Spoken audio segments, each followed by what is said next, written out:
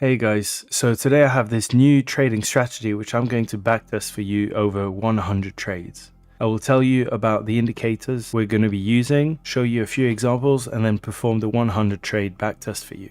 So this strategy involves two indicators, the famous Ichimoku cloud and the average true range. So the Ichimoku cloud is a group of technical indicators that displays support and resistance levels, as well as momentum and trend direction. It accomplishes this by plotting numerous averages on a graph. It also employs these numbers to create a cloud that seeks to forecast where the price might find future support and resistance.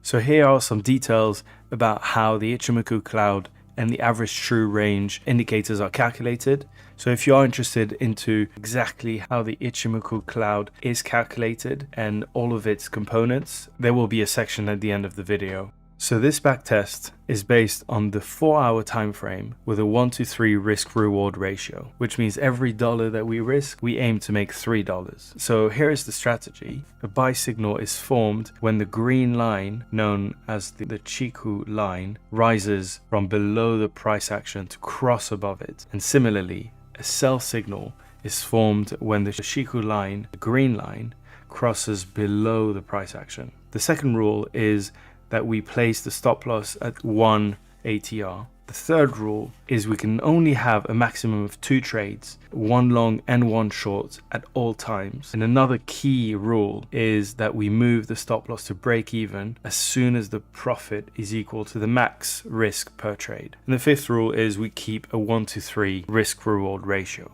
So this strategy is offline, which means I will go back in time on the charts to test this strategy and see how it would have performed. So therefore, it does not take into account commissions or even the spread. If you don't know what that means, the spread is the difference between the bid price and the ask price.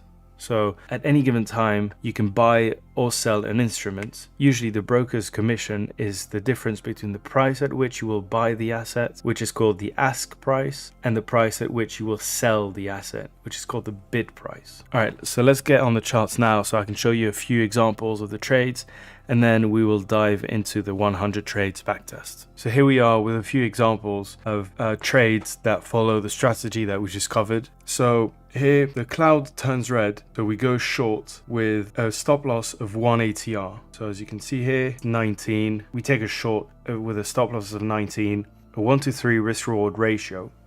So the key of this strategy in risks management is that as soon as the ongoing profit reaches the amount that we risk, which in this case is 19 pips, we move the stop loss to break even. So as you can see here, the price doesn't hit our take profit. However, throughout the life of the trade, we reached 19 pips. So we would have moved our stop loss to break even. So instead of the trade being a loser, it's a break even trade. In this case, it's a loss. So the cloud turns green, we go long with a 1 ATR stop loss, which is 21 pips, and it doesn't even reach 21 pips. So we take the loss. Right here, the cloud turns red. We've got a pretty tight stop loss, which is 18 pips. So our take profit isn't hit, but similarly to one of the previous trades, we do reach the break-even point. So this would have been a break-even trade. Same for this. The cloud turns green. We've got a stop loss of 19 pips. We reached 19 pips, so the stop loss would have been moved to break-even. And here, instead of the trade being a loser, it's a break-even trade. We move along. So here the cloud turns red. We've got a 15 pip stop loss with a 1-to-3 risk reward ratio. So this is a winner.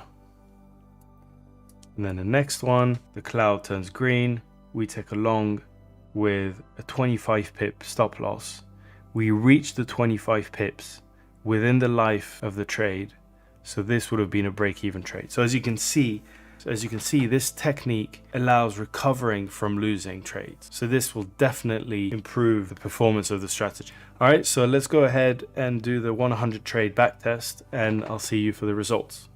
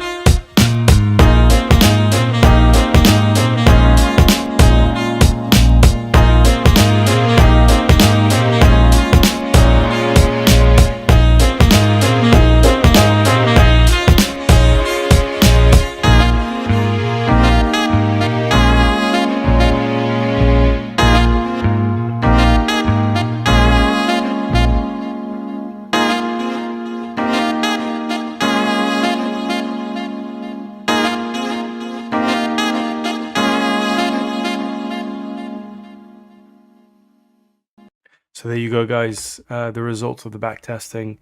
It's a pretty bad strategy. To be honest, I thought it was going to be a lot worse than that, simply because of the number of losses. But the fact that we were moving the stop loss to break even recovered a lot of the losses. So that was really key. So that's a key takeaway. So we risked 5% of the account on all trades. We had a maximum drawdown of 38%. We had 21 wins and 79 losses, with 2 wins in a row and 8 losses in a row. That gives us a win rate of 21%. So it's not amazing. So, a few things that could be improved would be to increase the risk to reward ratio. So, going from 1 to 3 to 1 to 5 or 1 to 7 or 8 even. That would be a good test to do.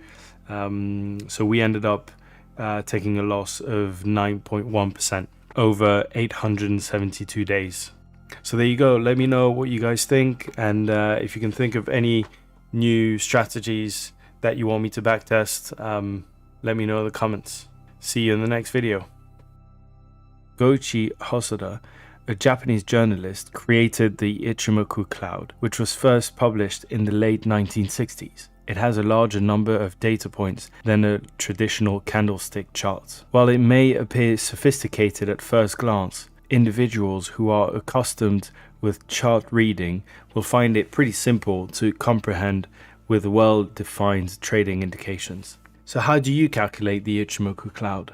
So in the case of the conversion line, the highs and lows are the highest and lowest prices seen throughout the period.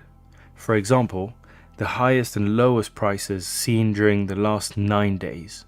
The calculations will be done for you if you add the Ichimoku cloud indicator to your chart. But if you want to do it manually, follow these steps. So you first calculate the baseline and the conversion line. Then, based on these calculations, you calculate the leading span A. So this data point is calculated and projected 26 cycles into the future. Then you determine the leading span B, where you plot this data point over the next 26 periods. Then you plot the closing price 26 periods in the past on the chart for the lagging span. And then to make the cloud, the difference between the leading span A and the leading span B is colored in. Then you color the cloud green when leading span A is greater than the leading span B, and you color the cloud red when the leading span A is less than the leading span B. One data point will be created as a result of the preceding processes. To make the lines, you go through the procedures again as each period ends to create new data points for that time. And then to produce the lines and cloud effect, you connect the data points together. So what exactly does the Ichimoku cloud tell you? So using averages, the technical indicator displays relevant information at glance.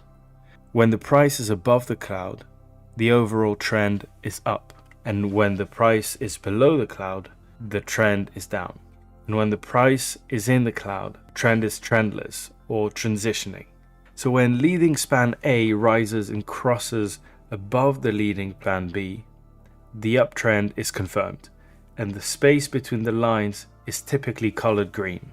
When leading span A falls and falls below leading span B, it confirms the downtrend. In this case, the space between the lines is typically colored red. Traders will frequently use the Ichimoku cloud as a level of support and resistance based on the price's relative position. Levels of support and resistance are provided by the cloud. So this distinguishes the Ichimoku cloud from other technical indicators, which only provide support and resistance levels for the current date and time. So to maximize risk-adjusted returns, traders should use the Ichimoku cloud in conjunction with other technical indicators. For example, the indicator is frequently used in conjunction with the Relative Strength Index, the RSI, which can be used to confirm momentum in a particular direction. It is also necessary to consider the larger trends in order to understand how the smaller trends fit with them. For example, during a very strong downtrend, the price may temporarily push into and slightly above the cloud before falling again. But by focusing solely on the indicator, we would miss the larger picture, which showed that the price was under strong long-term selling pressure. Crossovers are another way to employ the indicator. When the price is above the cloud, look for the conversion line to move above the baseline. This can be a strong buy signal. One strategy is to keep the trade open until the conversion line falls back below the baseline. Any of the other lines could also be used as exit points.